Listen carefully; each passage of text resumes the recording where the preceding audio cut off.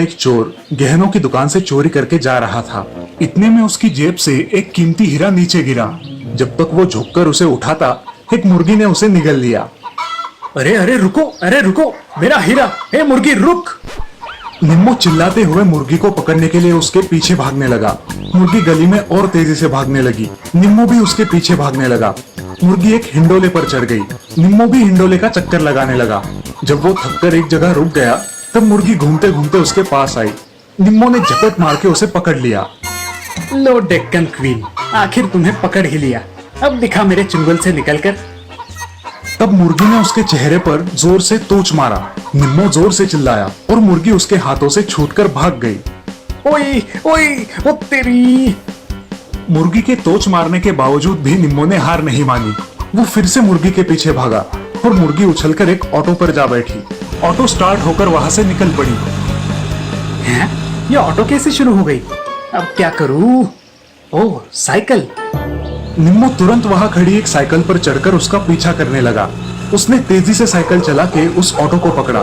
तभी उस ऑटो पर बैठे एक कुत्ते ने निम्मो के हाथ को जोर से काट लिया। अयो, अरे रे!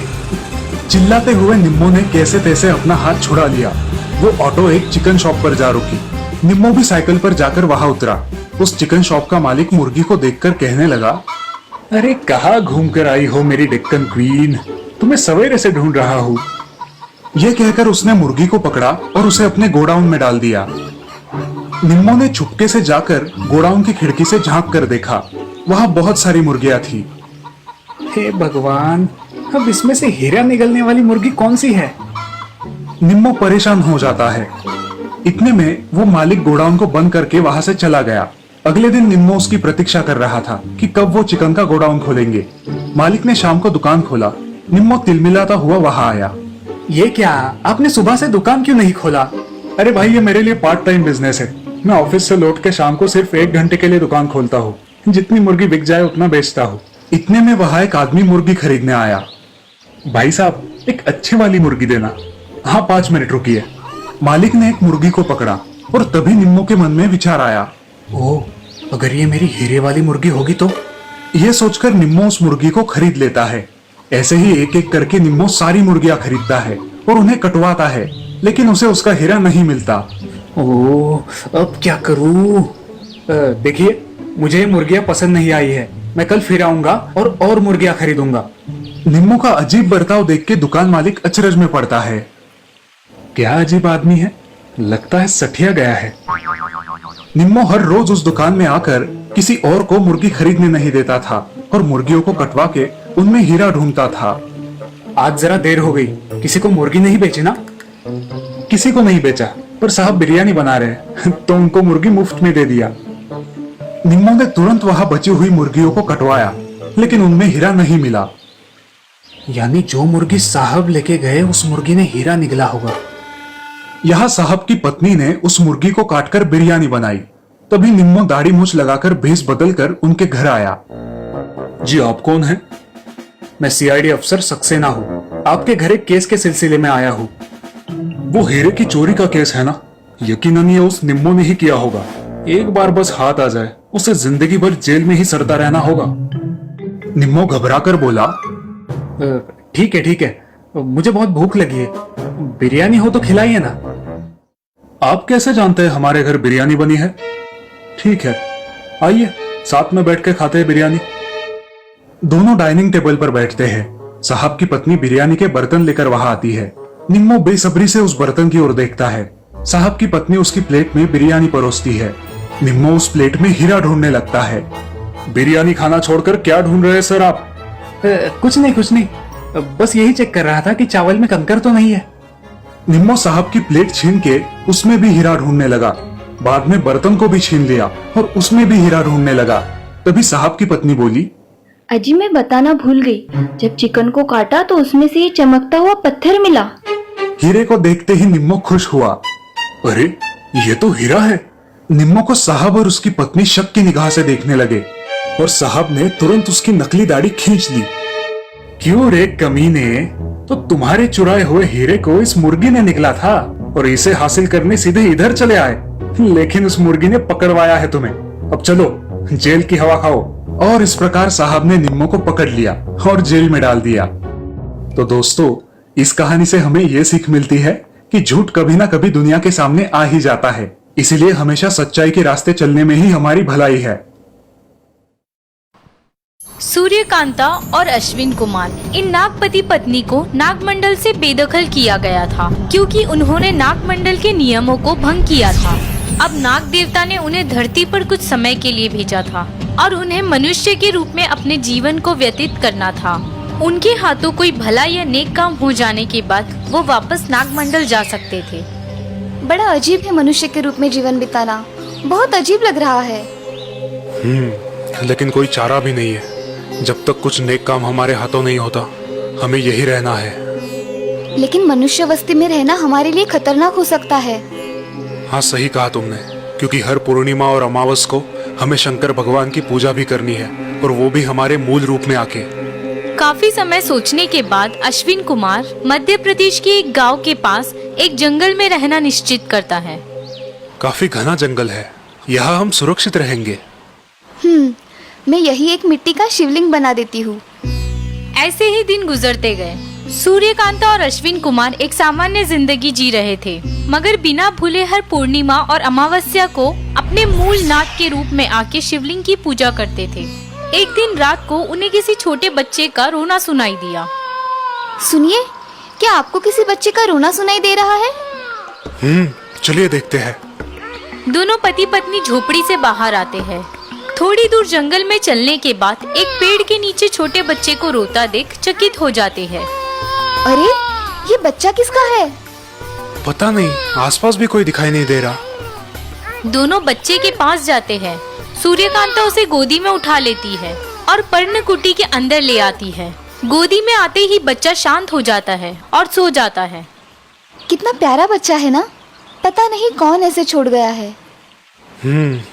कुछ देर बाद बच्चा फिर से रोने लगता है, इसीलिए सूर्यकांता उसके शरीर से लपेटा हुआ कपड़ा निकाल देती है और बच्चे को देख चिंतित हो जाती है। हे नाग देवता, ये क्या? क्या हुआ प्रिय? जरा देखिए तो, इस बच्चे के दोनों पैरों में व्यंग है। ओह, ये तो बड़े दुर्भाग्य की बात है। कोई बात नहीं, हम इस बच्चे की परवरिश करेंगे। हाँ, आज से हम इसे अशोका बुलाएंगे। सूर्यकांता और अश्विन कुमार अशोका को बड़े लाड़ प्यार से बड़ा करते हैं। सूर्यकांता रोज रात को किसी औषधि वनस्पति के तेल से उसके पैरों की मालिश करती है, जिसकी वजह से धीरे धीरे अशोका अच्छे से चलने फिरने लगता है। माँ देखिए, मैं एकदम ठीक हो गया हूँ। क्या अब मैं इस जंगल से बाहर जा सकता हूँ? अभी नहीं बेटा, पहले तुम थोड़े और बड़े हो जाओ। और इस प्रकार अशोका के माता पिता उसे जंगल के बाहर जाने से रोकते थे। अशोक अब 15 साल का हो गया था। एक दिन वो चुपचाप जंगल के बाहर गया और वहाँ की रहन सहन, लोग, उसी के हम उम्र बच्चे और खाना पीना इत्यादि देख के मोहित हो गया। ओह, ये तो एकदम अलग दुनिया है। कितनी प्यारी है, रंगीन है। बहुत चलने के बाद अशोका को अब भूख लगती है। वो एक घर के यहाँ जाता है और खाना मांगता है। क्या मुझे थोड़ा खाना मिल सकता है? बहुत भूख लगी है। घर की मालकिन बाहर आती है और उसे खाना देती है।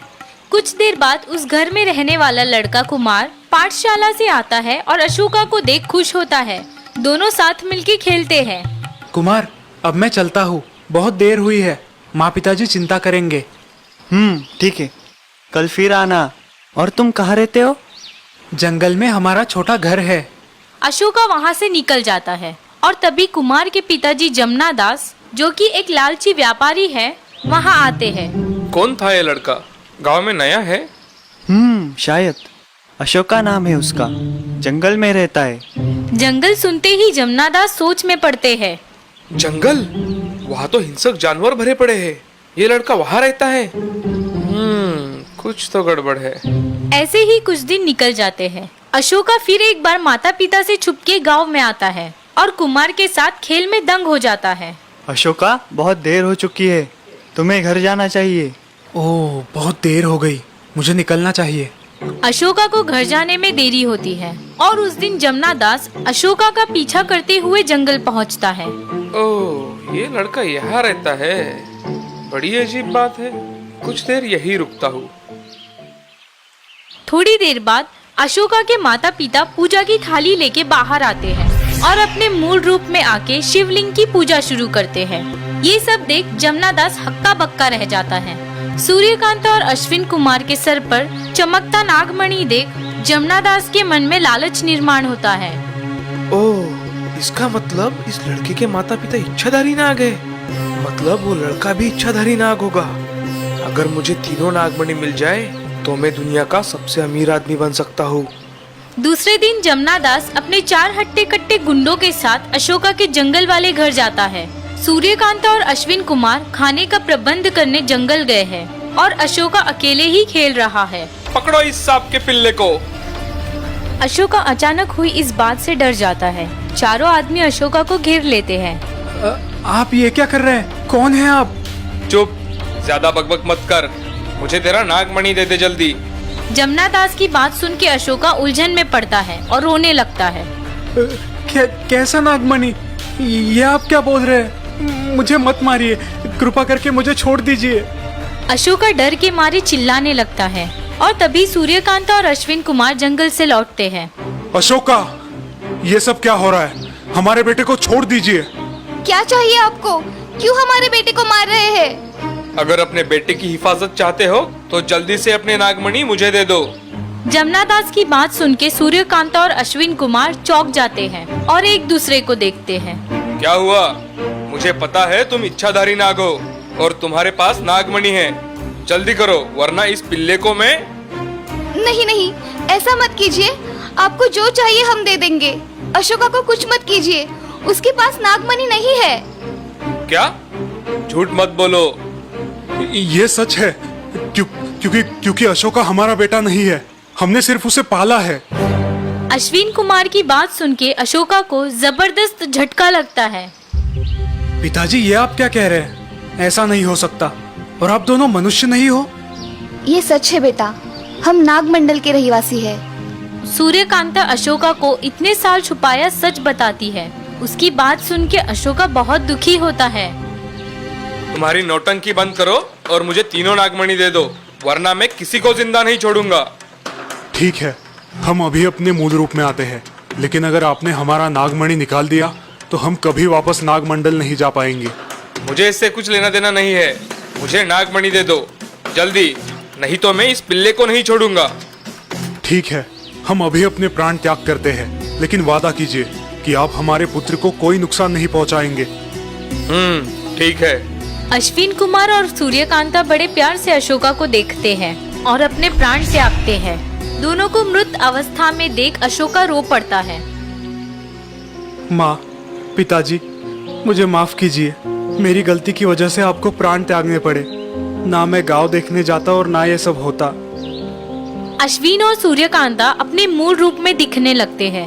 उनके मस्तक पर चमचमाता नागमणि देख जमुना दास फूले नहीं समाता। अब मुझे धनवान और शक्तिशाली बनने से कोई नहीं रोक सकता। जमुना दास मृत अश्विन कुमार का नागमणि लेने के लिए आगे बढ़ता है। मन ही मन बहुत खुश होता है। जैसे ही वो अश्विन कुमार के नागमणि को हाथ लगाता है, उसे बिजली का जोरदार धक्का लगता है और उसके पूरे शरीर को लकवा मारता है। अब वो ठीक से बोल भी नहीं पा रहा। डर के मारे उसके गुंडे वहाँ से भाग जाते हैं।